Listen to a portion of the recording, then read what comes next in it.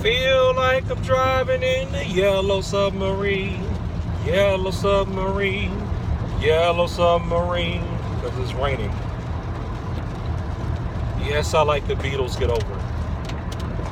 I guess channeling the spirit of my mother. She would take something like this, like Hurricane Harvey, the footage of people in the floodwaters and stuff, and make me look at it. And then she'd go, well, how do you think you could use your karate if it's flooding? How do you think your karate would help you if you're in 3 feet of water up to your waist? You think you can kick, man? What kind of punches you think you're going to do? And no matter what I would say, she would have a counter to it, kind of like verbal judo. So if I say, well, I pick up a stick and swing it at her. Well, what if you can't find the stick?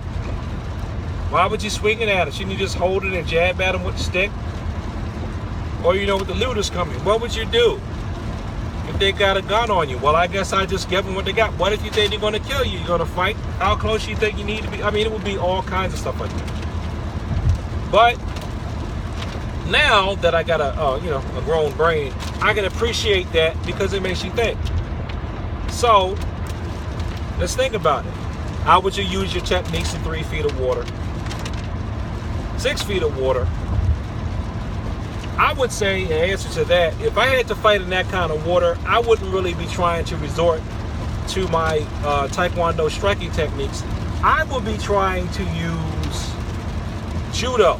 Because in case you don't know, the pins in judo symbolize drowning people in the marsh, because the samurais used to fight and they would have water. Some of the places where they fought in Japan, they would be stepping through a lot of water. I think it was like 2 feet of water or a foot of water, and they could throw their opponent down who was wearing armor, and they could hold them down and drown them. I don't like giving that tidbit out, even though it's in a judo book that I read, because I don't want to give the crooks any ideas to go, hey, let me drown this person and hold them down and drown. But that is what the pin symbolizes. It symbolizes drowning an opponent after they've been thrown on their backs. Hold them on the water until they stop moving. So that's what the pin symbolizes. So you could fall back on that or fall back on grappling if you had to. Now, any striking I would have to do, I guess would be hands. But I do know that in water, if there's water around you, you can do low kicks if the person is close up to you. You still could stomp. It may not be that fast, but it could be timed. The only people, no, you can't do Taekwondo in water. Whatever. Just keep telling me what I can't do. I have played around with wrestling in water when I was a kid, teenager.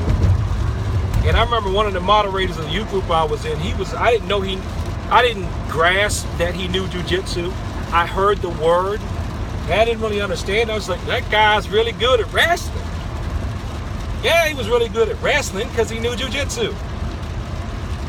And so that's where I'll do my grappling stuff too, from him. From him doing it on me. I remember one time we were playing around and wrestling and stuff. He kept crossing my arms and pushing me. Crossing my arms and pushing me. He looked annoyed after a while. It's probably because he was thinking, God, this kid is stupid. Why doesn't he get it? But then I ended up using it on somebody years later, so thank you, Mr. Ward, at a tournament. So, you could do some trapping.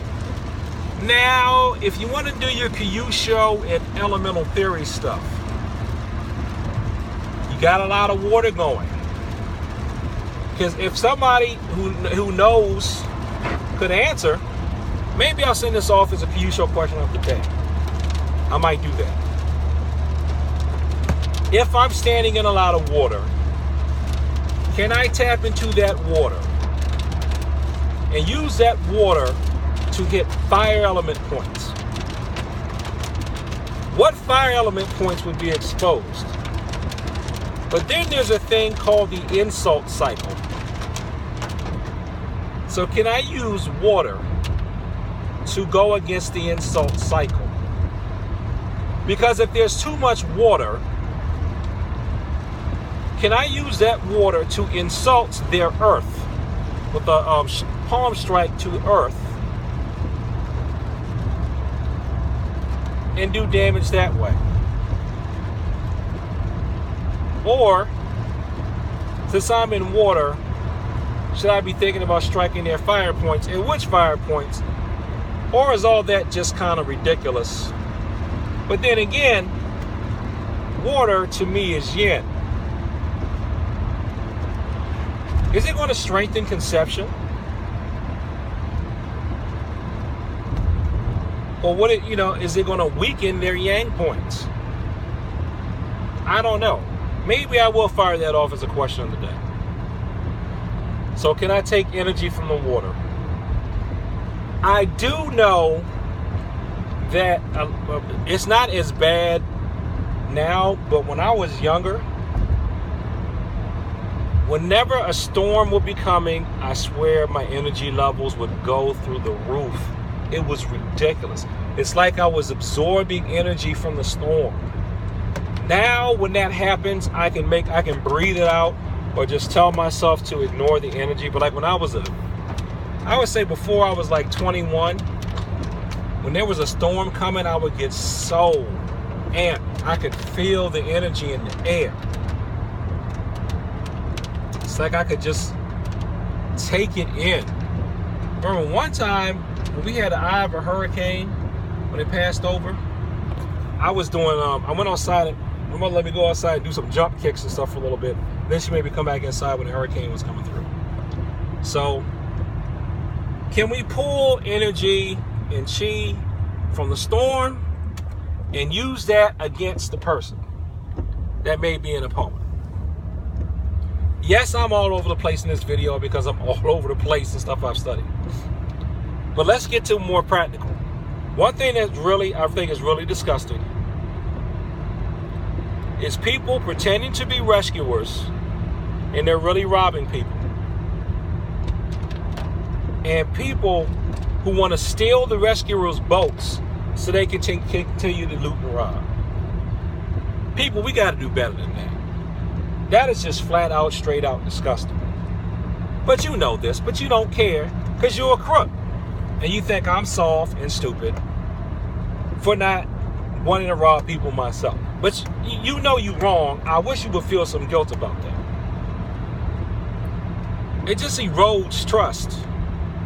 When you have people pretending to be a rescuer and then we come to the boat and then they take your stuff. Come on.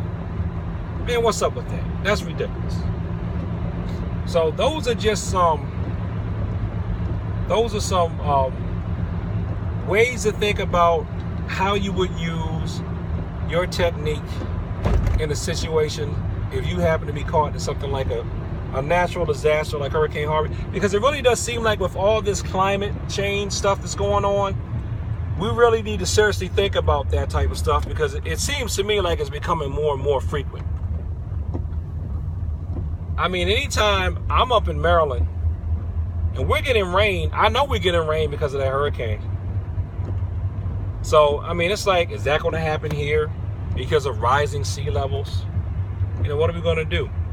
I mean, the one thing you could practice is avoidance, which is what they do tell you to do. Prepare a kit. Of course, they tell you to prepare a kit and have, supplies and medical supplies and some food laying around and stuff. But the main thing they like to tell you to do is practice the principle of avoidance, which would be avoid the storm, getting out of the way of the storm, being aware of the storm. That's practicing awareness, being aware that the storm's coming and then getting out of the way of the storm so you're not hit by the direct damage. But of course, not everybody can leave, and some people want to stay behind and protect their property, whatever. So that's all I've got on this from that's a rational standpoint having to do with martial arts. Think about what kind of techniques we could train in waist-high water. If we are going to be training techniques in waist-high water, what type of techniques do you do? Is there any type of way we could incorporate that element of standing water into your 5-element theory? And speaking of things like color and sound, does the color of the water make a difference? If the water is brown, you know, can you use that to affect the stuff that color is vulnerable and sensitive to? So those are my thoughts and questions on it. And if you know the answers to some of this stuff, post it below. Peace.